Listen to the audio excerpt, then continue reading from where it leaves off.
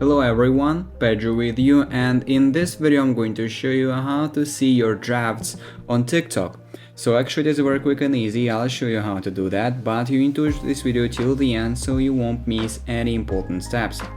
So first of all, we need to open TikTok, open our profile, clicking on our profile button in the bottom right corner. As you can see, I'm on my profile right now, and if I want to see my drafts, first of all, if I open my profile, I'll see in my list of videos here, the first block is called drafts. As you can see in the top side of this little video, the text is called drafts. So if I click on it, I'll see the list of the drafts in my account, and if I, for example, click on this one, I can see it, I can edit it, I can add tags, stickers, everything.